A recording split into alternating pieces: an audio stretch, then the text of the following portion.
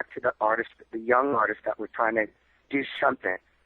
Because when I was coming up, people were just like, listen to me, and I'm going to play a tribute for Kevin Dubrow. Frankie Benelli is throwing a show at the Canyon Club here in L.A., and I'm lucky to be part of the show because Kevin was one of my mentors. Yep. And I was just talking to Frankie when I was young.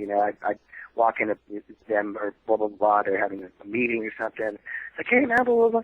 Frankie would get what the hell are you doing? And Frankie was laughing. I go, you remember? He goes, hey, he's laughing. He goes, why do you think I'm laughing? Of course I remember. Yeah. He goes, but they taught me, and I was lucky to have that. Mm-hmm. These musicians now, they have Guitar Hero.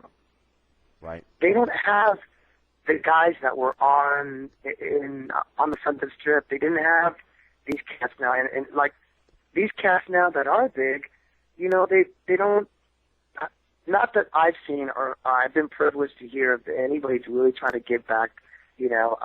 Other than, I could be completely wrong. I could stand. I'm not saying that I don't have all my facts together, but from what I see and when I'm out there on the road and from what I hear from the people out there. I don't see any of these bands really giving back. And my thing is, my band will play any benefit. We'll go to Iraq. We'll do whatever it takes to give back to our community and to the musical community and to just the people in general. I don't see that a lot. And that's the way, I might be crazy. I'm crazy, but, when we went and played for the Autism Society in Cleveland, Ohio, and we see these kids and we're playing our show, it's I can't even tell you the overwhelming feeling that comes over you, or we're playing for muscular dystrophy or anything that we're called upon and asked upon to do. A lot of these associations are not able to get a hold of people in my bands like that, and would probably love to do these things with bands, but I don't think they're as easy accessible as a person like me. Right. So, so I'm really lucky in that aspect too. Anything that my band can do, we really try to do that. Yeah. It's really important for us to do that. And I don't know. We're just trying to do things in a positively obtuse way. We're not perfect. We're fun-loving criminal folks, Yeah. And we're just, we love music, and we really want to do something special, and I want to take this band to a certain level, and I'm going to try as hard as I can to do so. Yep. Well, you're doing a great job, and part of it too, for me as a fan, Mark, kind of what you're saying, it's just the music of today is different. Not everybody does rock and roll. Not everybody does. No, absolutely. Not everybody does heavy metal. Not everybody does rock and roll. Not everybody does jazz or blues. But when right. Me as a kid, when I'd see the BulletBoys on stage, I would think, there was no way that I could see you guys doing that Mark didn't, spend hours playing a guitar until his fingers bled. It's kind of made you guys more human. You were bigger than life, and that's why we loved you.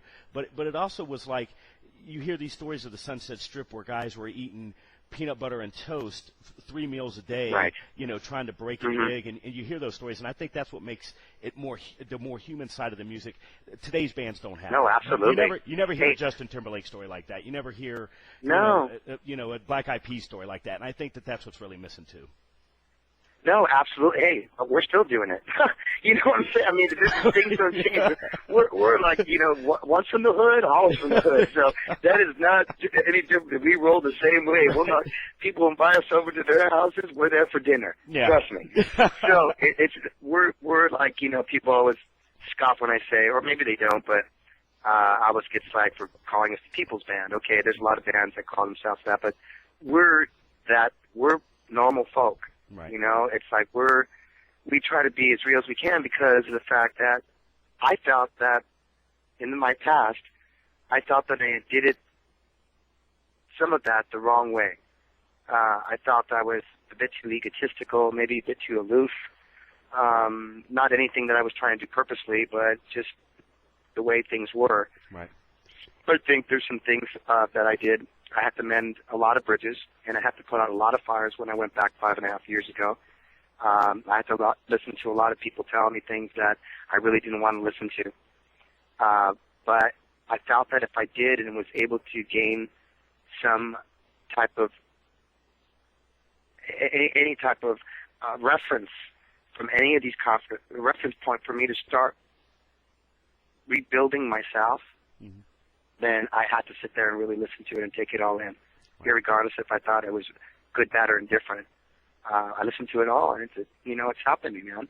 Yeah. And I really would like to, be recognized, when God calls my name and it's time to get up. I just wish, I might not agree with everything that guy, what came out of this guy's mouth, but that guy was serious and vicious. Yeah. This guy took a ragtag bunch of no-name motherfuckers and put a record together and said, "The hell with everybody, I'm doing my thing," and I dedicated this record to God. I have a lot of faith in my Lord and God and the Holy Spirit, and that's my higher power. People might have other powers, but I feel that my higher power is very supernatural and is giving me and setting me in the right direction to at least to achieve my dreams and my goals. Right. So, and a second time around, I mean, not too many people get a first time around. I'm getting a second time around. I can't even explain to people sometimes what an overwhelming feeling that is to me. Irregardless of whatever that second time coming is. Well, hey, I'm not selling millions yet. Yep. Again. But, I just tell people, go read The Secret. Yeah. Go read Pastor Joel Osteen's books. Go read there's so many different books and literature I could tell you to go out there and read. It's not self-help. It's just awareness. Get in touch with really who you are. There's negativity everywhere. It's always going to be there every day. Right. Don't let anybody take that joy and that drive and that dream away from you. Once you start doubting, you're done. Yeah. That's our big thing in our band. You start doubting, we start doubting, we're done. Yeah.